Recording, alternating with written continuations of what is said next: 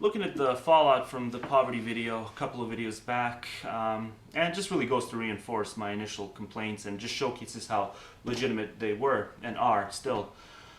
Because people really don't want to treat this personal responsibility line as a case-by-case basis line. They want to treat it as a class-by-class basis line, as a take it or leave it, all or nothing, all-encompassing type of bullshit line. So that's disappointing, and it's just illustrated by the fact that they thought the bargain I proposed was an unfair bargain. Because, why? Alright, because a few poor people end up not being poor decades down the road. So they should be allowed to have a kid while they're poor. That majority should still be allowed to have kids while they're poor, and we shouldn't expect some sort of a contract. You know, the type of contract I proposed was too much because, you know, according to most social mobility statistics at least, it's a minority that ends up escaping poverty. So fuck everything else, because of that tiny minority that does end up escaping poverty somewhere down the line. If they undergo the procedure while they're poor in order to get these benefits as a compromise, then they won't be able to have kids down the road.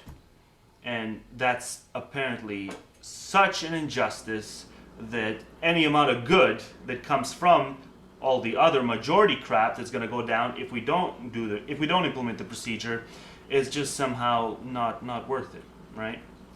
So obviously, I mean, they just can't apply any sort of rational cost-benefit analysis to any current scenario. And then speaking of that, what that prompted me to do was revisit all these social justice commentators, people who identify themselves as seekers of justice. The prototype, Tom Hartman. I mean, there's many of them. You got your Sam Cedars, and they all come in different flavors. But I started with Tom Hartman, right? Because I haven't watched him in a long time, and even back when I did watch him, it was on an infrequent basis. I could only really stomach a couple of videos a week. Because he does, really. I mean, he's good in debates. He has his moments and shit like that. But he refuses to wag his finger, even to a small degree, at the majorities, at the masses. And I shouldn't say masses because it's just so overused. It's a freaking NWO term at this point. But for lack of a better term, I'll say it now, the masses, the average voter, he refuses to condemn them for the choices they made. I mean, just a few weeks ago, they had an opportunity to vote against immunity clauses, and they chose to perpetuate the immunity clauses for judges. I think it was in Dakota. Maybe not a couple of weeks ago, it was further than that. But I read up somewhere that in South Dakota, they had a chance to do that, and they chose to perpetuate the immunity clauses, right? And all these little things. And you'll never hear condemnation. You'll never hear from any of these guys, any of these indie media guys, right? You know, indie media is supposed to be this great alternative to mainstream media, but it's just as sheltered from pointing to legit criticisms, pointing to the sources of the issues, right? Because what do these people do? Do these people advocate for the abolishment of the Electoral College? I haven't seen them. I've been watching a lot of indie media over the last year or so, from different branches. I haven't seen any of these guys even so much as mention the Electoral College. I've seen it mentioned on Bill Maher like a year and a half ago, and that's the last time I've seen it mentioned anywhere on television or on radio. Bill frickin' Maher. That's not exactly even indie. That's closer to mainstream than indie. So mainstream media is getting closer to the heart of the issue than the indie people. At least the ones who have bothered watching. Not over the last year, but over the last year and a half up until half a year ago, and then I gave up. So yeah, there's that problem. Then there's the fact that barely anyone mentions the lack of IRV being a huge problem in the context of this spoiler effect thing. And all they're doing basically is just going back to this, seeing as how it is, election season. 90% of their videos are anti-Romney videos, or they're anti-Paul Ryan videos. And they just do this every election cycle, right? And how is this any different? And they always pride themselves on the fact that they are indie media, and they pride themselves on how different they are, how you're going to get to the source of the issue if you come and watch them, right? You're going to get to the meat and bones, and they're going to expose the elites. And it's always this condemnation of the elites, the oligarchs. How dare they hijack democracy? How dare they lobby? How dare they create all these conflicts of interest between public officials and corporate America? Right? How dare these things exist, right?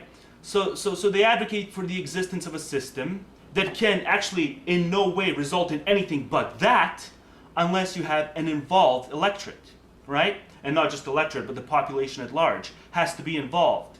Then they not only have to vote smart, okay, and not just necessarily vote for public officials, but vote for smart policy when given the chance to do so.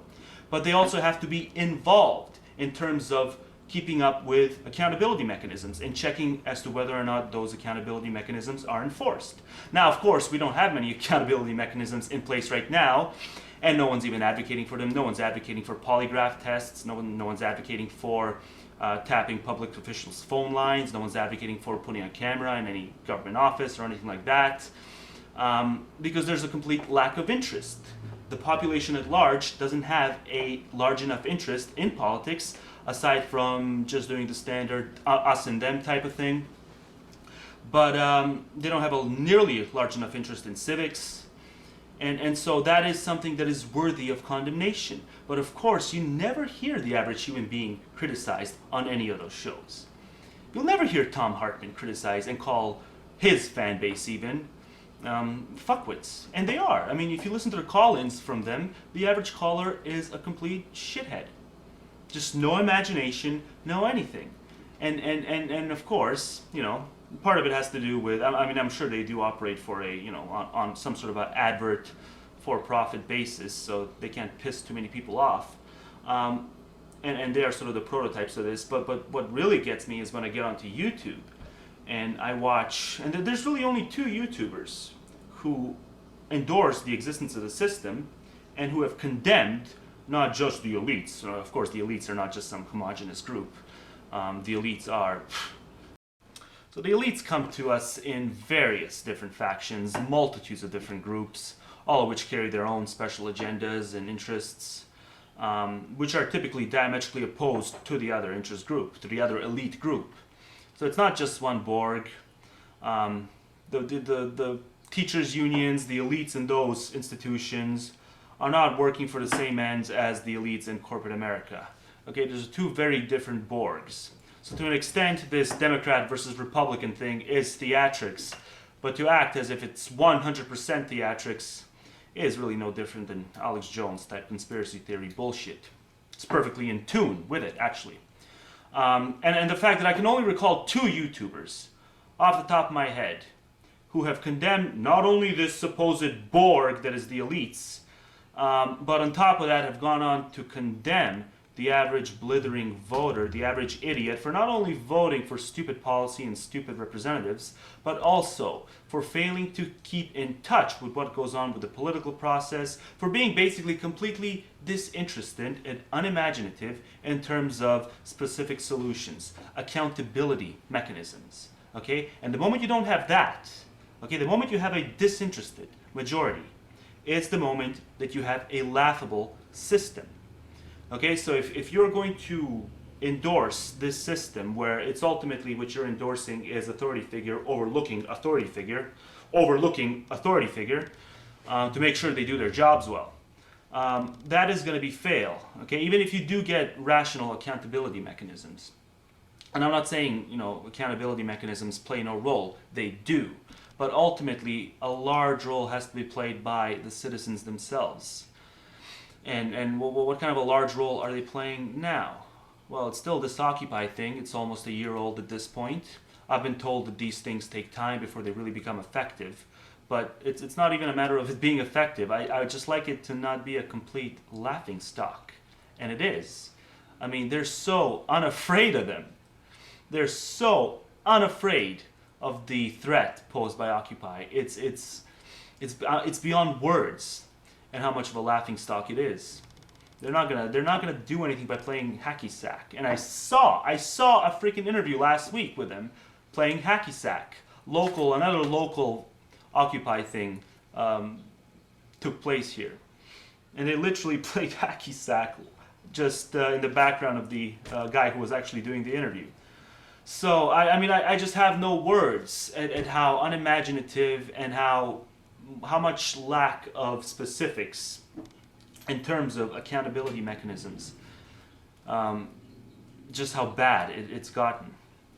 So, you know, if you don't point to these things, if you don't condemn the majorities, you are to me, and you know who you are, because I've commented on these people's videos, right? With Tom Hartman types, I can sort of understand to a degree, because they do operate on an advertising basis, so they gotta get the numbers. But on YouTube, vloggers who refrain, who are always just wag their fingers at the elites, and that's all they do.